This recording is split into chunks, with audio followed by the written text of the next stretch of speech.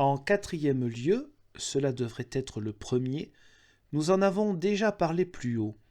Un prince doit aussi se conduire en chrétien vis-à-vis de son Dieu, c'est-à-dire se soumettre à lui avec une entière confiance et lui demander la sagesse pour bien gouverner, ainsi que fit Salomon.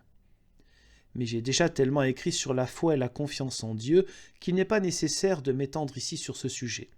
Aussi voulons-nous en rester là et conclure en résumant ce que nous avons dit. Un prince doit tourner son attention de 4 côtés. Premièrement vers Dieu par une confiance parfaite et une prière qui vient du cœur. Deuxièmement vers ses sujets par l'amour et le service chrétien. Troisièmement vers ses conseillers et ses chargés de pouvoir par sa raison libre et son discernement indépendant. Quatrièmement vers les malfaiteurs par un sérieux et une sévérité mesurés. C'est ainsi que sa condition sera juste extérieurement et intérieurement, et qu'elle plaira à Dieu et au peuple. Mais il doit s'attendre à beaucoup de jalousie et de souffrance.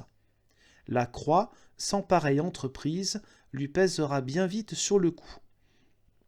Pour finir et en guise d'appendice, il me faut encore répondre ici à ceux qui discutent de la restitution, c'est-à-dire de l'acte qui consiste à rendre un bien injuste.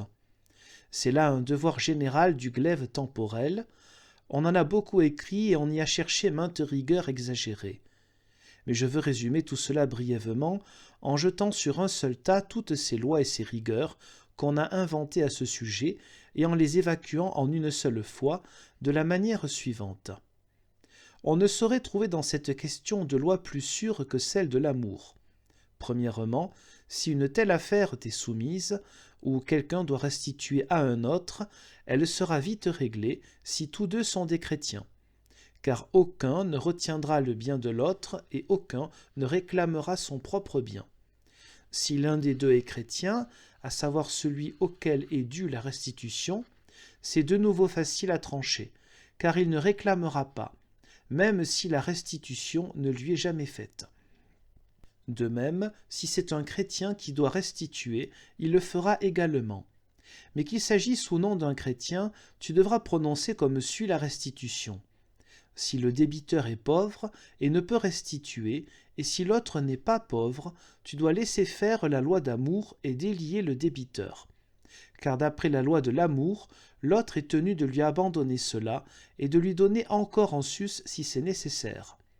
Mais si le débiteur n'est pas pauvre, fais-lui alors rendre autant qu'il peut, soit la totalité, la moitié, un tiers ou un quart, en lui laissant cependant selon ce qui convient, maison, nourriture et vêtements pour lui, sa femme et ses enfants. Car tu lui devrais cela, si tu en avais la possibilité, et tu dois d'autant moins le prendre que tu n'en as nul besoin, et que lui-même ne peut s'en passer. Mais si aucun des deux n'est chrétien, ou bien si l'un d'eux ne veut pas qu'on juge selon le droit de l'amour, tu peux les laisser chercher un autre juge et dire aux créanciers qu'ils agissent contre Dieu et contre le droit naturel, même si auprès de la justice humaine, ils obtiennent une sévérité rigoureuse. Car la nature, tout comme l'amour, enseigne que je dois faire ce que je voudrais qu'on me fasse. C'est pourquoi je ne puis dépouiller personne de cette manière. Quelque bonne raison que j'en ai, étant donné que moi-même je ne voudrais pas être dépouillé ainsi. Mais comme je voudrais dans un tel cas qu'un autre renonce à son droit à mon égard, moi aussi je dois renoncer à mon droit. C'est ainsi qu'il faut agir à propos de tous les biens injustes, qu'il s'agisse d'affaires privées ou publiques. L'amour et le droit naturel doivent toujours passer en premier. Car si tu juges selon l'amour, tu régleras et aplaniras facilement toutes les affaires, sans avoir besoin des livres de droit. Mais si tu perds de vue l'amour et le droit naturel, tu ne trouveras jamais la décision qui plaira à Dieu, même si tu avais avalé tous les manuels de droit et tous les juristes. Plus tu méditeras leur doctrine et plus ils t'égareront. Un jugement juste et bon ne doit pas et ne peut pas être tiré des livres. Il faut le puiser dans une pensée libre, comme s'il n'existait pas de livre. Or ce jugement libre provient de l'amour et du droit naturel qui animent la raison tout entière. Les livres ne peuvent donner que des jugements tranchants et chancelants. Je vais t'en donner un exemple. On raconte à propos du duc Charles de Bourgogne l'histoire suivante. Un gentilhomme s'était emparé de son ennemi. La femme du prisonnier s'en fut alors le trouver pour acheter son mari. Mais le gentilhomme promit de lui rendre son mari à la condition qu'elle veuille bien coucher avec lui. La femme était honnête, mais elle aurait bien voulu libérer son mari. Elle s'en fut le trouver et lui demanda si elle devait accepter pour qu'il soit libre. Le mari, qui voulait être délivré et conserver la vie, donna son consentement. Mais le lendemain, après avoir couché avec la femme, le gentilhomme fit couper la tête au mari et le rendit mort à la femme. Celle-ci vint se plaindre de tout cela au duc Charles, qui fit venir le gentilhomme et lui donna l'ordre d'épouser la femme. Quand la noce fut terminée, il fit trancher la tête à l'homme et installa la femme dans ses biens, lui rendant son honneur et châtiant ce forfait d'une façon princière. Eh bien, pareil jugement, aucun pape, aucun juriste, ni aucun livre n'aurait pu le lui inspirer.